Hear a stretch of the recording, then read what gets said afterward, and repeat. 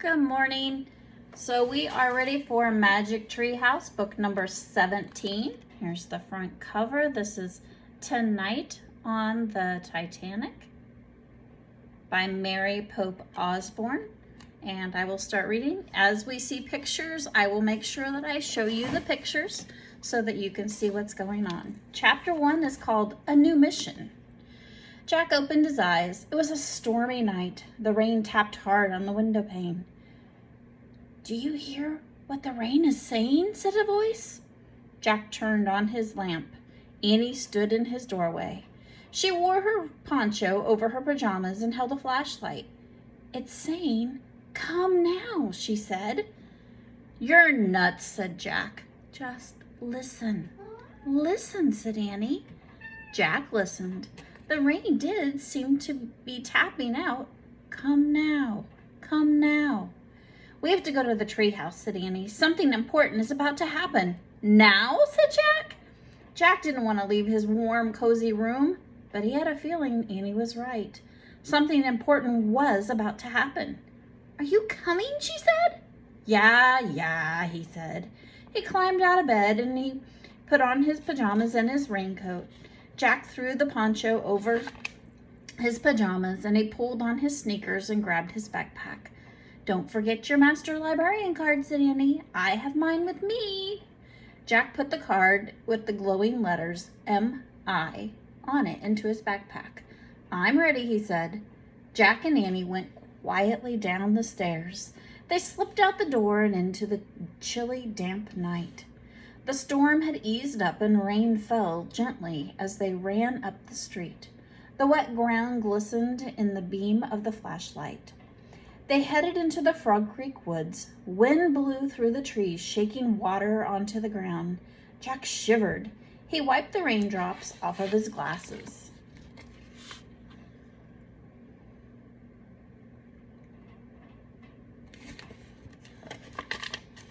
"Brr," said Annie, "I'm cold." "Me too," said Jack. As they kept walking, Annie pointed the flashlight up into the trees. "There it is," she said. Her flashlight had found the treehouse. "Morgan!" Jack called, but there was no answer. "I wonder what's wrong," said Annie. "I was sure that she'd be here." "Let's go up and see," said Jack. Annie grabbed the rope ladder and started climbing. Jack followed. Rain dripped from the trees and onto his poncho. They climbed into the treehouse and Annie shined her light into each corner. The first 3 corners were empty. Then the flashlight hit the 4th corner.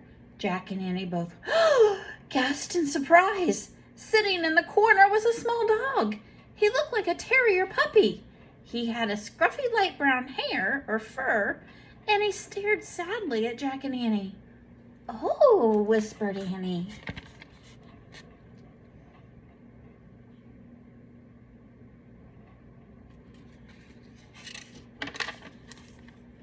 "Where did you come from?" said Jack.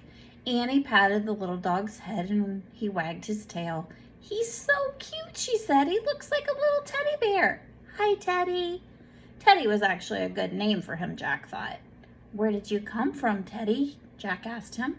The little dog just whimpered. "Don't be sad," said Annie.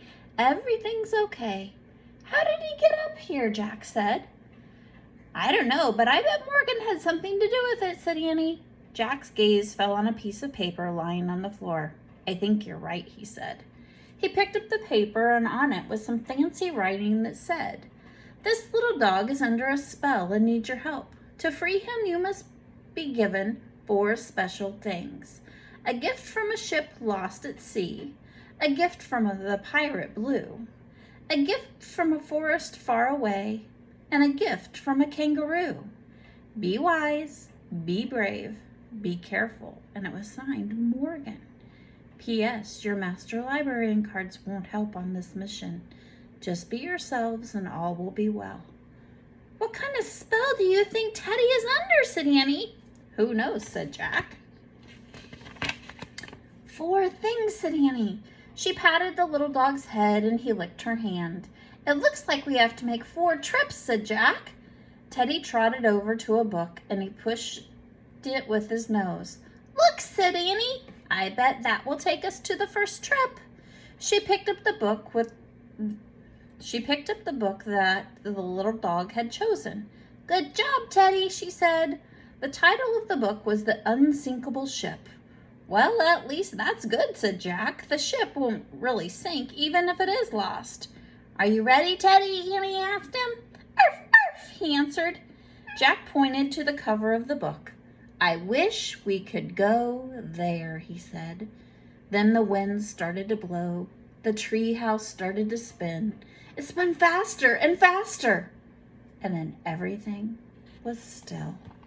Absolutely still. Chapter 2, The Unsinkable Ship. Arf, arf! Jack opened his eyes and he shivered. Where were they now? It was cold, very cold. Teddy barked again. Shh, said Jack. Annie shined the flashlight on her clothes. Wow, we're dressed like old-fashioned kids, she said. Instead of pajamas and a poncho, she wore a sailor's dress and a long wool cloak. Jack had an overcoat and knee-length pants with long socks. His backpack had turned into leather, and he also had on a shirt and a tie. Where are we? He wondered aloud. Jack and Annie looked out the window. The moonless sky glittered with stars. There was a soft wind and the sound of water lapping. The treehouse seemed to be resting on a wooden deck between two giant columns. Jack looked up and saw smoke coming out of one of the two columns. We must have landed on the ship between the smokestacks, he said. Then Jack looked straight ahead and saw a box high in the air near the front of the ship. That must be the lookout's nest, he said.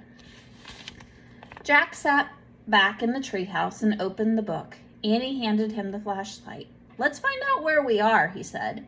He turned to a picture of a huge ocean liner, and by the light of the flashlight he read, Late at night on April 14th, 1912, an English ocean liner was making her first voyage across the Atlantic Ocean.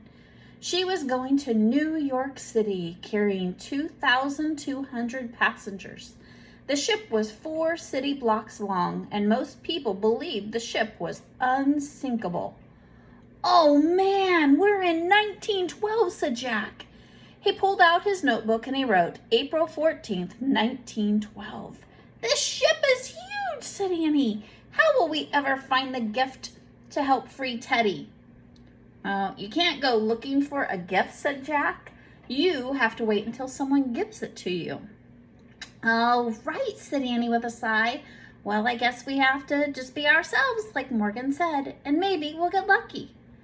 This is hard, said Jack. The little dog whined. Don't worry, Teddy, said Annie. We'll free you from your spell. Just then a shout came from the lookout's nest.